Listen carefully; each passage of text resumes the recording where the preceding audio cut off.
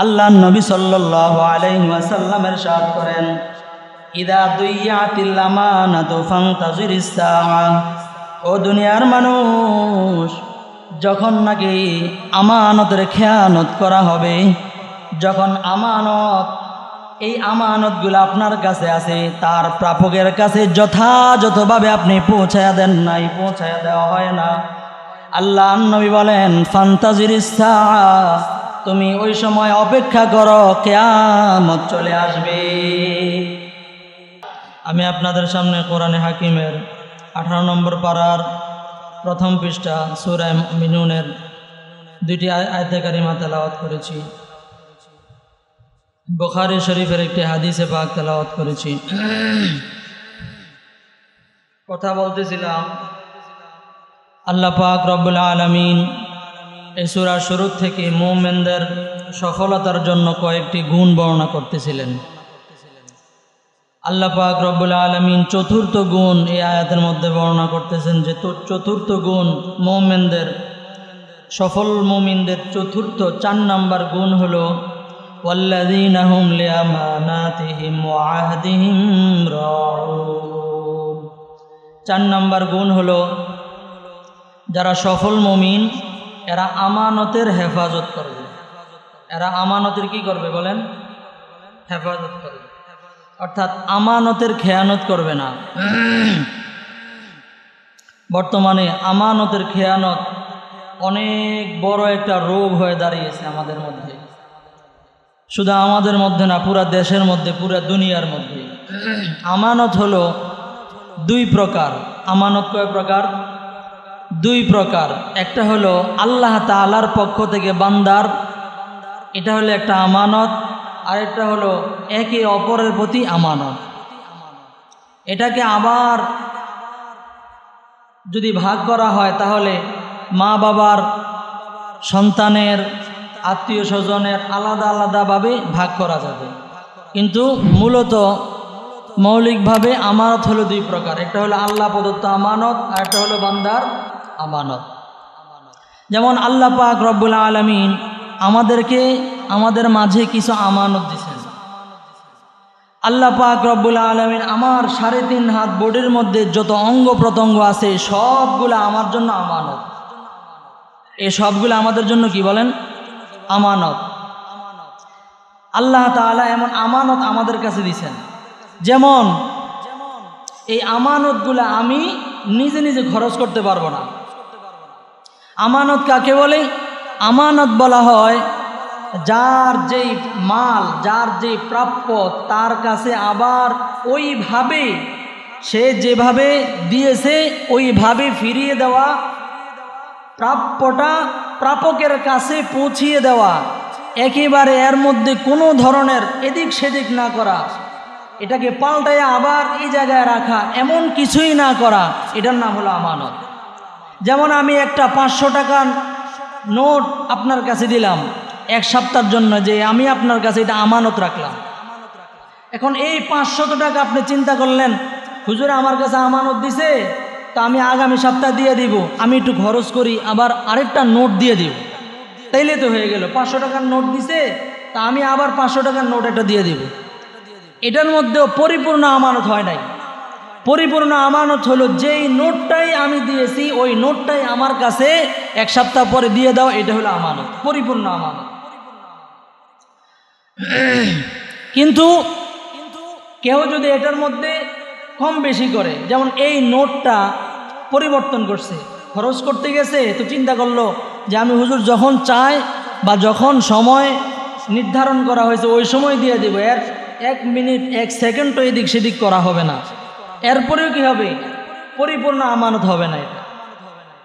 যেমন আল্লাহ পাক রব্বুল আলামিন আমাকে আপনাকে 3.5 হাত বডির মধ্যে, দেখেন আমাকে একটা হাত দিছে, 2টা হাত দিছে, 2টা চক্ষু দিছে, 2টা কিডনি দিছে, এমন অঙ্গ প্রত্যঙ্গ যা কিছু আল্লাহ তাআলা দিছে এই সবগুলো হলো আমানত। এই সবগুলো কি? আমানত।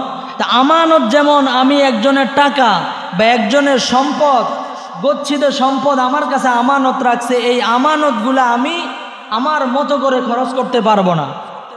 এই আমানতগুলো আমি সময় মতো তার কাছে দিয়ে দিব, এটা হলো কি?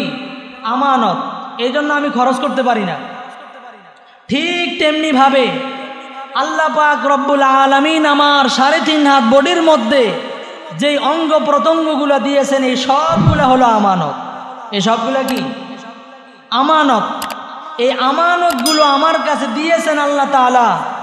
এবার বলেন তো আল্লাহ তাআলার আমানতগুলো আল্লাহ তাআলার কাছে ফিরিয়ে দেওয়ার আগ পর্যন্ত এটা কি আমানত বহির্ভূত কাজ হবে, নাকি আল্লাহ তাআলার কাছে আবার যথাযথভাবে নিয়ে যাওয়া এটা হবে পরিপূর্ণ আমানত? মুসলমান ভাইয়েরা আমার, যেহেতু আল্লাহ পাক রব্বুল আলামিন আমার আপনার 3.5 হাত বডির মধ্যে যতটা অঙ্গ প্রত্যঙ্গ দিয়েছেন, যা কিছু দান করেছেন, এই সবগুলা হবে আমার আপনার জন্য আমানত। এই জন্য মুসলমান ভাইয়েরা আমার, কেউ তার কিডনি যদি চায় বিক্রি করার অনুমতি নাই, কেউ যদি চায় আমার বিবি একটা কিডনি নষ্ট হয়ে গেছে, 2টা কিডনি নষ্ট হয়ে গেল, আমার বোনের কিডনি নষ্ট হয়ে গেছে, তাকে বাঁচানো সম্ভব নয়, যদি আরেকটা কিডনি কেউ দেয় তাহলেই বাঁচানো সম্ভব। আপনি বলেন তো আমানত আল্লাহর, এই আমানত আমি আমার বোনকে, আমার স্ত্রীকে, আমার ভাইকে, আমার আত্মীয় স্বজনকে, আমার নিকটস্থ যত কাছেরই হোক না কেন, এমন কোন বান্দাকে আমি এই আমানত দেওয়ার অধিকার আমার আছে? আছে? কথা বলেন না, আছে নাকি? এই আমানত দেওয়ার অধিকার নাই। এটা আল্লাহ তাআলার আমানত, আমি কিভাবে খরচ করব? কিন্তু বাংলাদেশে বা দুনিয়ার জমিনের মধ্যে অনেক সময় দেখা যায়, যদিও এটা দেওয়া যায় না, ভাইকে বাঁচানোর জন্য, বোনকে বাঁচানোর জন্য, স্ত্রীকে বাঁচানোর জন্য, স্বামীকে বাঁচানোর জন্য, আত্মীয় স্বজনকে বাঁচানোর জন্য বিভিন্ন অবস্থায় মানুষ তার কিডনি খুলে দিয়া দেয়। কথা কোন ঠিক না ঠিক?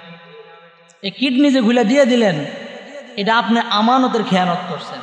এই আমানত বলে আমার কিডনি আমি দিলাম, কার কি না, এটা আপনার কিডনি না। কে বলছে আপনার? এটা আপনি বানাইছেন, এটা আপনি বানান নাই। একটা কিডনি বানাইতে পারবে কেউ? এই আজ পর্যন্ত কোনো ডাক্তার, চিকিৎসা বিজ্ঞান এটা বাইর করতে পারছে? বাইর করার কোনো সুযোগ নেই। একটা চোখ কেউ এ পর্যন্ত বানাইতে পারছে? একটা চোখ যার নষ্ট হয়ে গেছে, এই চোখটা পাল্টাইয়া আরেকটা চোখ সারা দুনিয়া খোঁজ করে কেউ আনতে পারছে? আনতে পারে নাই। তাহলে আপনি এই চোখ আপনি দেওয়ার ক্ষমতা আপনাকে কে দিয়েছে? এই জন্য আপনার শরীরের বডির কোনো অঙ্গ আপনি অন্যকে হাদিয়া দেওয়া, দান করা, বিক্রি করা কোনোটাই যায় না। মানুষ কিডনি বিক্রি করে, রক্ত বিক্রি করে, আছে না নাই? রক্ত দেওয়া আর রক্ত বিক্রি করা এটা দুই জিনিস। রক্ত আপনার শরীরে যে রক্তটা উৎপাদিত হয়, এই রক্তটা প্রতি 3 মাস পর পর এটা পুরাটা চেঞ্জ হয়ে যায়। পুরাটা কি হয়ে যায়? চেঞ্জ হয়ে যায়। এটা এই জন্য আপনি দেওয়া যায় আছে, যেহেতু প্রতি 3 মাস পর পর রক্তটা আপনি যদি নাও দেন তাহলে শেষ হয়ে যাবে। যদি আপনি দেন তাহলে আপনার শরীরের জন্য, শারীরিক এবং শরীরের জন্য অনেক উপকৃত হওয়ার একটা ব্যবস্থা আছে। এই জন্য যেহেতু 3 মাস পর পর রক্ত চেঞ্জ হয়, এই জন্য আপনি রক্ত কাউকে যদি চান 3 মাস পর পর দিতে চাইলে দিতে পারেন, হাদিয়া আপনি দিতে চাইলে দিতে পারেন, কিন্তু বিক্রি করা কি নাই, জায়েজ নেই। কেউ যদি চায় আমি আমার চক্ষু আমার ভাইকে দিয়ে দিব, তার চক্ষু একটা নষ্ট হয়ে গেছে অথবা 2টাই নাই, আমি আমার চক্ষুটা দিয়ে দিব, এজাজত আছে? এজাজত নাই। এই জন্য শরীরের কোনো অঙ্গ প্রত্যঙ্গ অন্যকে হাদিয়া দেওয়া, দান করা, বিক্রি করা, চাই মরার আগে হোক আর পরে হোক, কোনো সময় জায়েজ নেই। কিন্তু দেখেন বাংলাদেশে গত 2-1 দিন আগে হয়তো একটা ঘটনা ঘটছে, যে একজন মানুষ, নাম হলো তার কি সমাদদার জানি, ওই ব্যক্তি মানুষের উপকার করতে গিয়ে বৃদ্ধাশ্রম বানাইছে। বৃদ্ধাশ্রম বানানোর পরে মানুষকে এখানে অনেক ধরনের সেবা দেয়, যাদের থাকার জায়গা নাই থাকার ব্যবস্থা করে দেয়, এবং অন্যান্য কাজ থেকে, অন্যান্য মানুষের কাছ থেকে সাহায্য নিয়ে তাদেরকে সাহায্য করে, নাম দিয়ে অনেক কিছু করেছে। শেষ পর্যন্ত দেখা গেল সে 900-এর উপরে লাশ দাফন করেছে এক কবরস্থানে। যখন তদন্ত করলো, তদন্তের পরে বেরিয়ে আসলো যে সে যেই মসজিদের মধ্যে লাগাতার লাশগুলো নিয়ে যাইতো, জানাজার নামাজ পড়াতো, ওই সময় ওখানে যে কি করত, গোসল করাতো, সে প্রশ্ন করলো যে এই লাশগুলোর মধ্যে কাটা ছেঁড়ার দাগ পাওয়া যায় কেন? কেন কাটা ছেঁড়ার দাগ পাওয়া যায়? আবার পেটের মধ্যে, মানে কিডনি যেই জায়গার মধ্যে বাইর করা যায় ওই সমস্ত জায়গার মধ্যে কাটা ছেঁড়া কেন দেখা যায়? যখন নাকি এই পরিস্থিতি হয়ে গেল, তখন সে আর ওই মসজিদের মধ্যে লাশ নেওয়া বন্ধ করে দিল। এরপর থেকে অন্য জায়গায় নিয়ে যায়, তাকে বর্তমান প্রশাসন তাকে গ্রেফতার করেছে। তো আমার বলার মাকসাদ হলো, আপনি উপকারের নামে যদি কাউকে এমনভাবে উপকৃত করার নামে আমি তাকে সুস্থ করব, তাকে আশ্রয় দিব, তাকে অনেক অর্থ সম্পদ দিব, তার থাকার জায়গা নেই থাকার ব্যবস্থা করব, খাওয়ার জায়গা নেই খাওয়ার ব্যবস্থা করব, কিন্তু এর নামে যদি জালিয়াতি করে আর যদি কিডনি বিক্রি করে ফেলে, তাহলে এটাও একটা খেয়ানত, আমানতের খেয়ানত।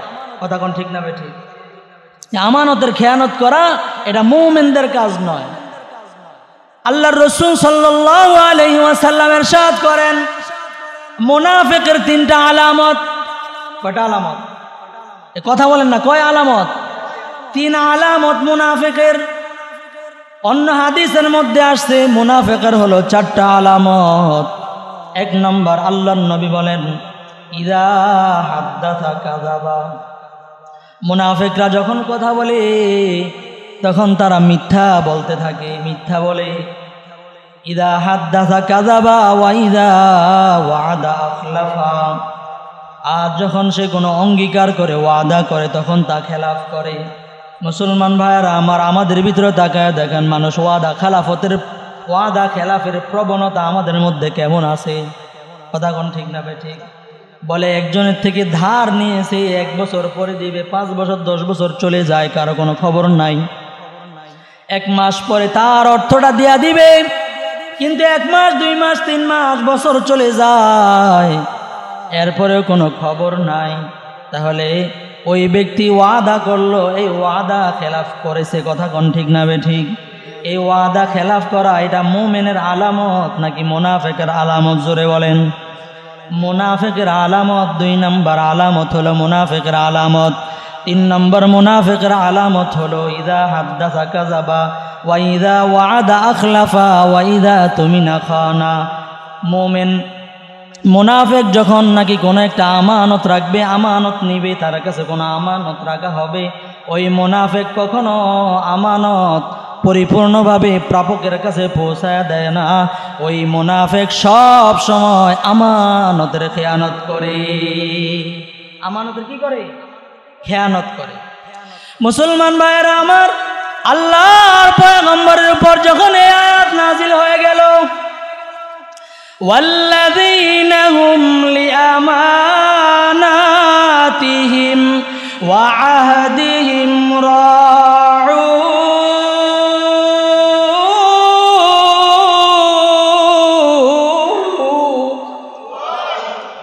আল্লাহ পাক রব্বুল আলামিন আয়াতের মধ্যে ডাক দিয়ে বলে, ও ঈমানদার, মুমিনের 4 নম্বর আলামত, সফল মুমিনদের 4 নম্বর আলামত, তারা আমানতের হেফাজত করবে, তার কাছে আমানত রাখবে।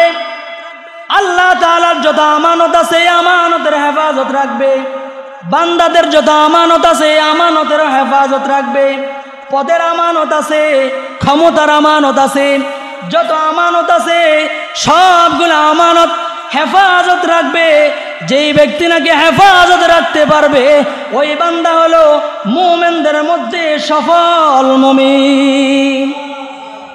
সফল মুমিনদের 4 নম্বর আলামত এটা। আল্লাহর রাসূল আল্লাহ তাআলা সূরা নিসার মধ্যে আল্লাহ পাক রব্বুল আলামিন ডাক দিয়া বলতেছেন, ইন্নাল্লাহা ইয়া'মুরুকুম আন তু'আদ্দুল আমানাত।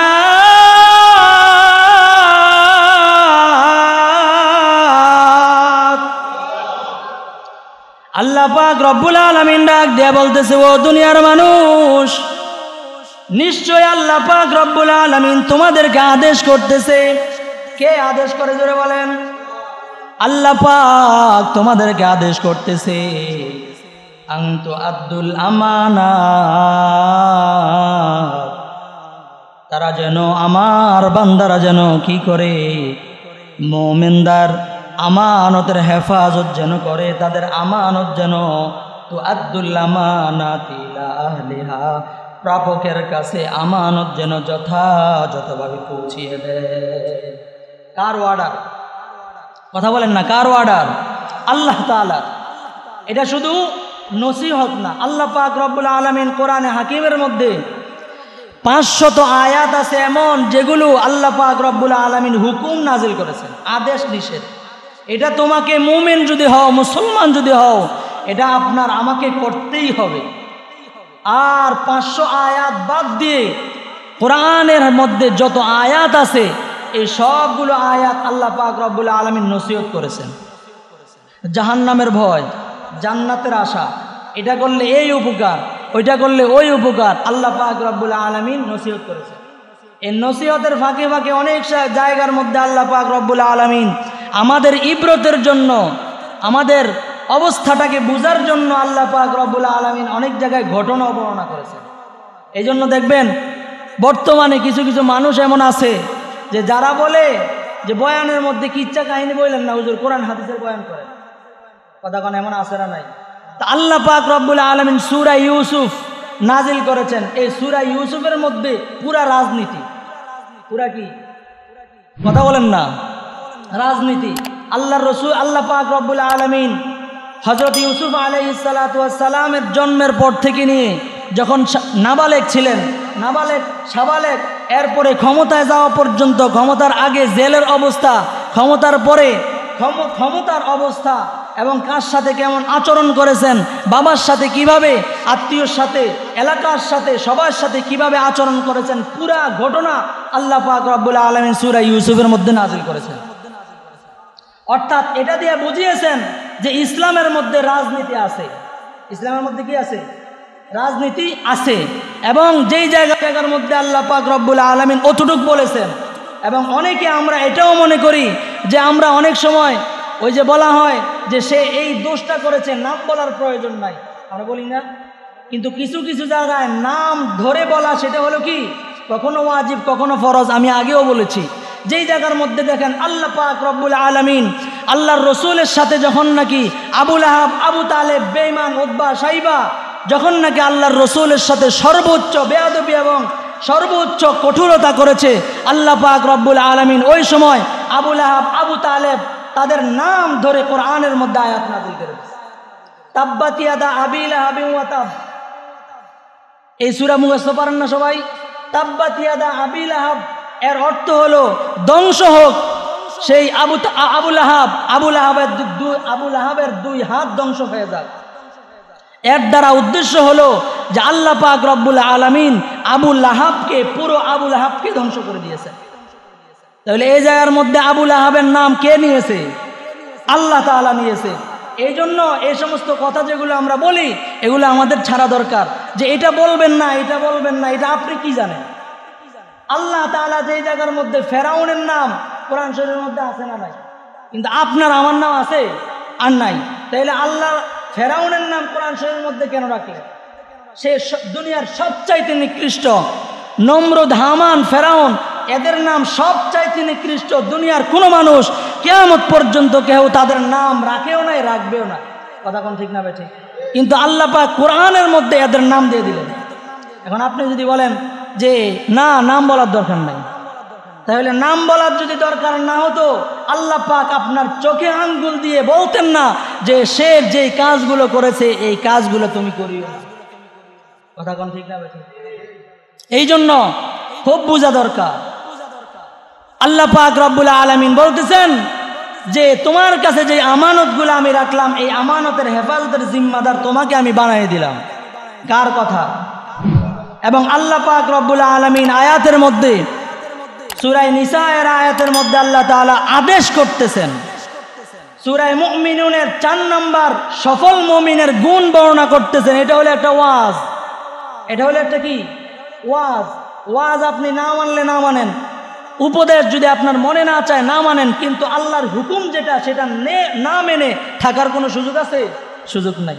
এটা আপনি ওয়াজ মনে করেন, কিন্তু সূরা নিসার আয়াতের মধ্যে আল্লাহ পাক রব্বুল আলামিন বলতেছেন, কেন তুমি মানবে না? ইন্নাল্লাহা ইয়া'মুরুকুম আন তুআদ্দুল আমানাত, তোমার উপর আল্লাহ পাকের যত আমানত আছে এই আমানতগুলা ইলা আহলিহা, তার আহালের কাছে, তার প্রাপকের কাছে এই আমানতগুলা পৌঁছিয়ে দেওয়া স্বয়ং কে আদেশ করেছেন? জোরে বলেন। আল্লাহ পাক আদেশ করেছেন। মুসলমান ভাইয়েরা আমার, এই জন্য কেউ যদি চাকরি করে তাহলে চাকরিটা তার জন্য আমানত। কেউ যদি ক্ষমতায় যায়, একজন মেম্বার, এই মেম্বার তার এলাকার যত মানুষ আছে সবাই আমানত তার উপর আছে। একজন চেয়ারম্যান, এমপি, মন্ত্রী, প্রধানমন্ত্রী, রাষ্ট্রপতি যারা আছে, তার অধীনস্থ যারা আছে, এই ক্ষমতাটা তার কাছে আমানত। এই আমানত আল্লাহ পাক রব্বুল আলামিন বলেন, আমানত তার আহালের কাছে পৌঁছায়া দাও, তার প্রাপকের কাছে পৌঁছায়া দাও। কিন্তু প্রাপকের কাছে পৌঁছায় না দিয়া যদি করোনার সময় তেল আর চাউল নেয়া খাড়ের নিচে ঢুকায় রাখে, আমানত হলো না খেয়ানত হলো? জোরে বলে। আল্লাহ পাক রব্বুল আলামিন বলেন, এই আমানত তুমি তার আহালের নিকট পৌঁছায় দাও। ওয়াইদা হাকামতুম বাইনান নাস, আর যখন নাকি তোমার কাছে কোনো বিচার সালিশ আসবে, বিচার সালিশ আসবে, তাদের মধ্যে তুমি বুঝ পরামর্শ করে সমতা বন্টন করবা। একজনের কথা আগের রাত্রে শুনে ফেললা, আর পরের দিন বিচারে বসে তার পক্ষে রায় দিয়া দিলা। এটা কি আমানত না জুলুম? কথা বলেন, আমানত না খেয়ানত? খেয়ানত। আপনাকে বিচারক বানিয়েছে, সুতরাং আপনার যেটা মনে চাইছে সেটাই আপনি বলে দিলেন, এটা হলো জুলুম এবং খেয়ানত। এর মধ্যে এটা হলো আল্লাহ রসুল সাল্লাল্লাহু আলাইহি ওয়াসাল্লাম, আমার তেলাওয়াত কিরা বুখারীর হাদিসের মধ্যে আল্লাহ রসুল বলেন, ইদা দুইয়াতিল আমানাতু ফান্তাজিরিস সাআ।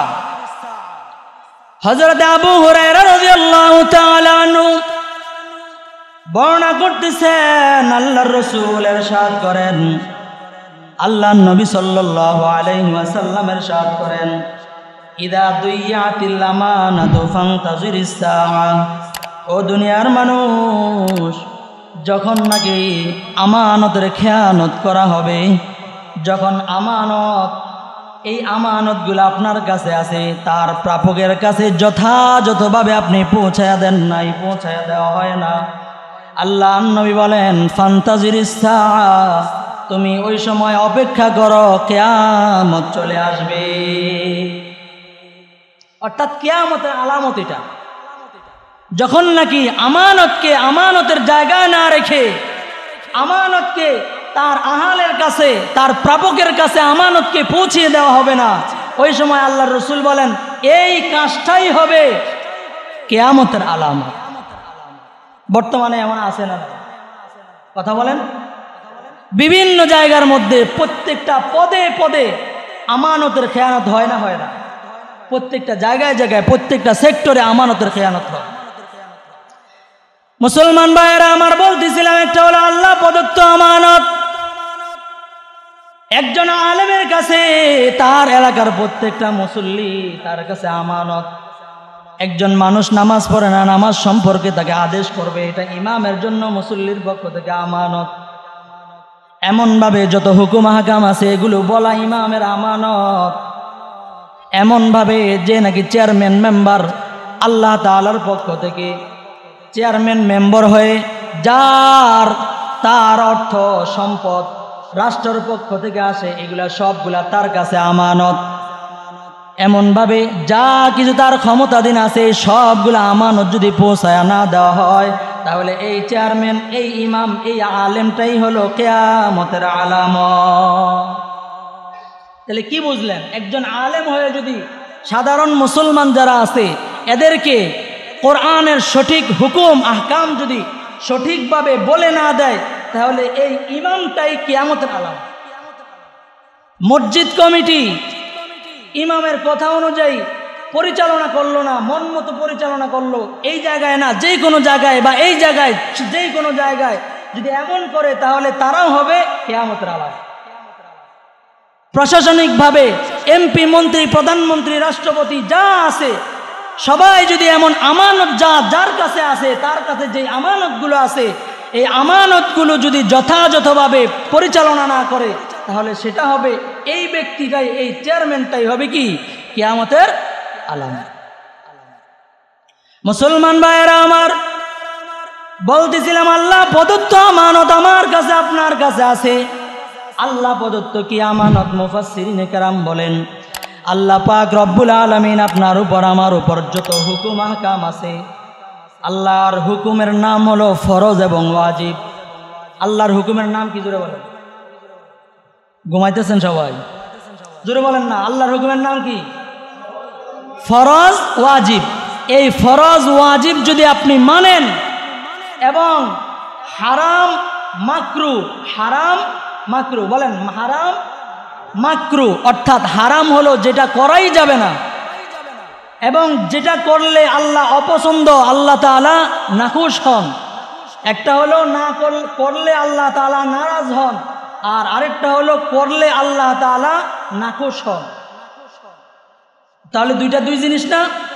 এই দুই জিনিস ছাড়া দুই জিনিস করা, এটা হলো আল্লাহ তাআলার পক্ষ থেকে বান্দার আমানত। বান্দার আমানত কয়টা? মোট 4টা। দুইটা ছাড়া দুইটা করা, দুইটা ছাড়া দুইটা করা। দুইটা করা কি? ফরজ ওয়াজিব যথাযথ সময় পালন করা, এটা আল্লাহ তাআলার পক্ষ থেকে আমানত।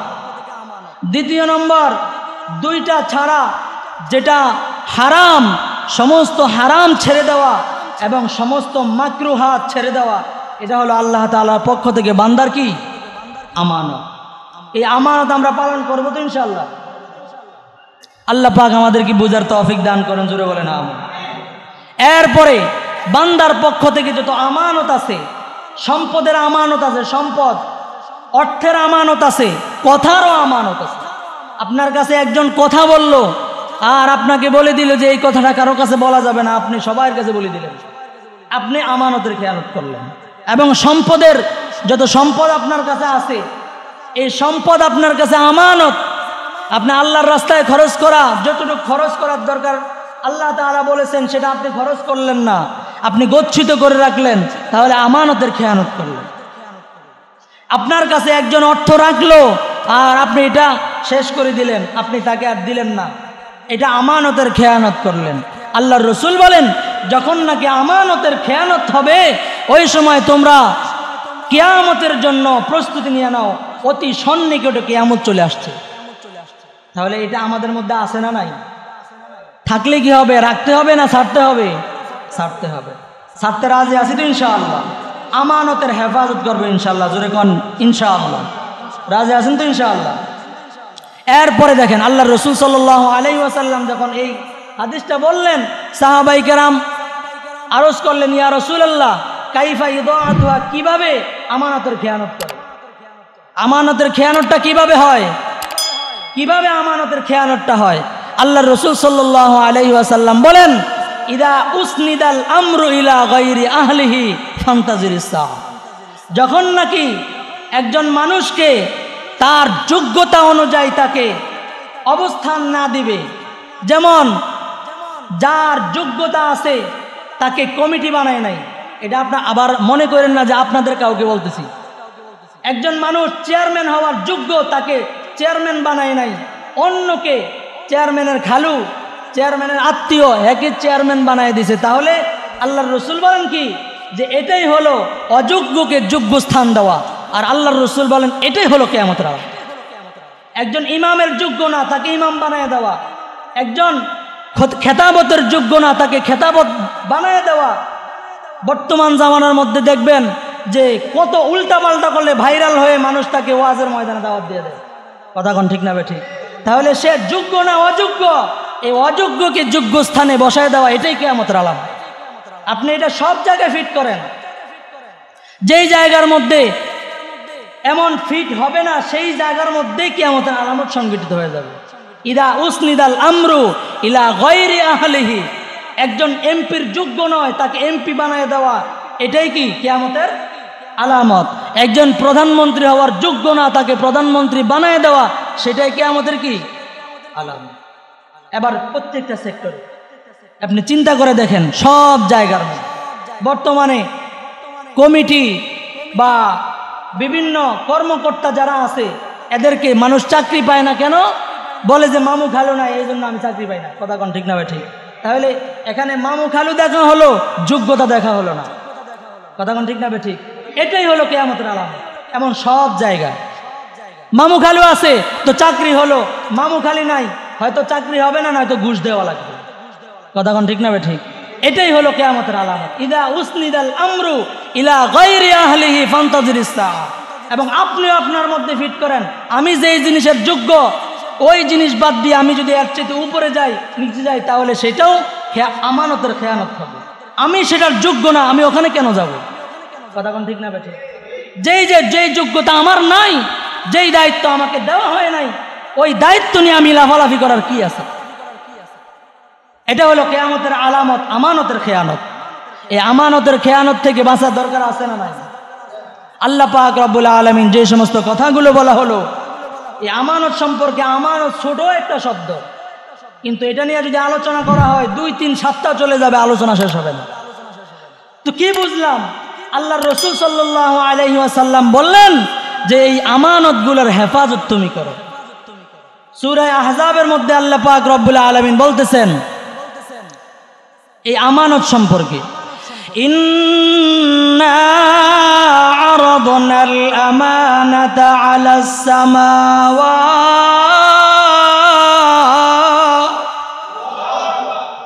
আল্লাহ পাক রব্বুল আলামিন আমানত দিয়েছেন জমিনের মধ্যে, আল্লাহ পাক আমানত দিয়েছেন আসমানের মধ্যে। কি আমানত? কোরআনে কারীম। এখানে আমানত হলো কোরআন। আল্লাহ তাআলার আমানত একটা হলো নাম কি? কোরআন। এই কোরআনটাও আমানত। এই আমানত আল্লাহ পাক আসমানকে দিয়েছে। আসমান বলেছে না আল্লাহ, আমি আমানত গ্রহণ করতে পারবো না। জমিনকে দিয়েছে। জমিন বলেছে আল্লাহ, এই আমানত এত ভারী আমানত, এই আমানত আমি গ্রহণ করতে পারবো না। আলাস সামাওয়াতি ওয়াল আরদি ওয়াল জিবাল, পাহাড়কে দিয়েছে, পাহাড় ধসে গেছে, এই কোরআনের আমানতকে নিতে পারে নাই, নেয় নাই।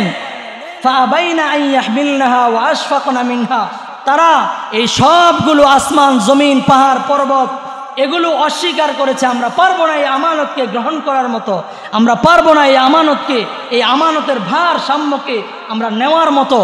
আল্লাহ পাক রব্বুল আলামিন বলেন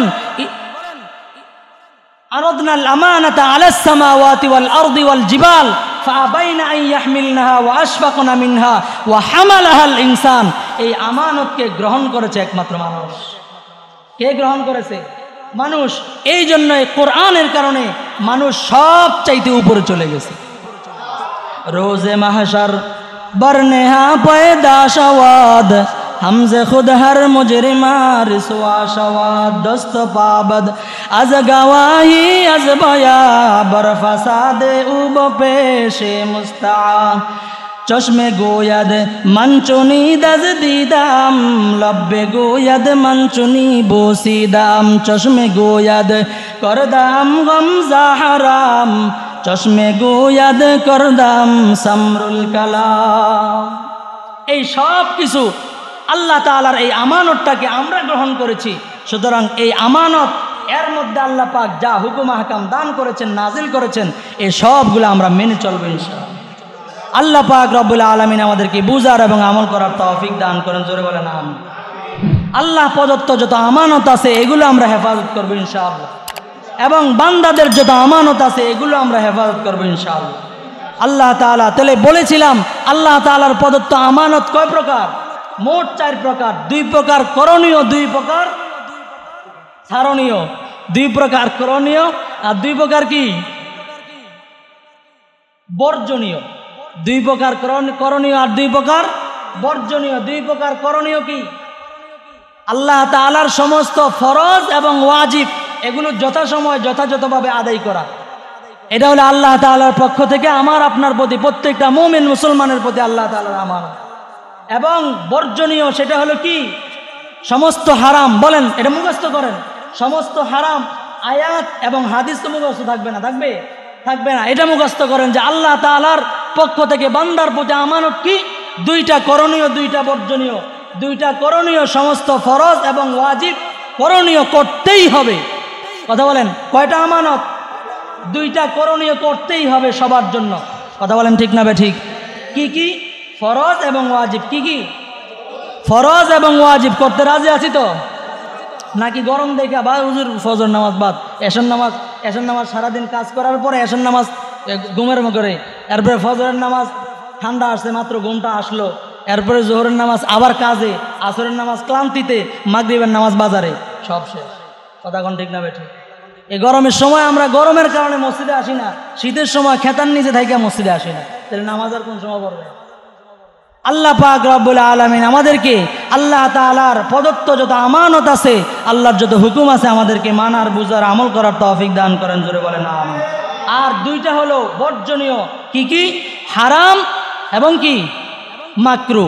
হারাম এবং মাকরু। হারাম হলো যেটা আল্লাহ তাআলা নিষিদ্ধ করেছেন, যেটা করার দ্বারা জাহান্নাম আপনার উপর ওয়াজিব হয়ে যাবে। আর মাকরু হলো যেটা করলে আল্লাহ তাআলা অসন্তুষ্টি, আল্লাহ তাআলা খুশি হবেন না।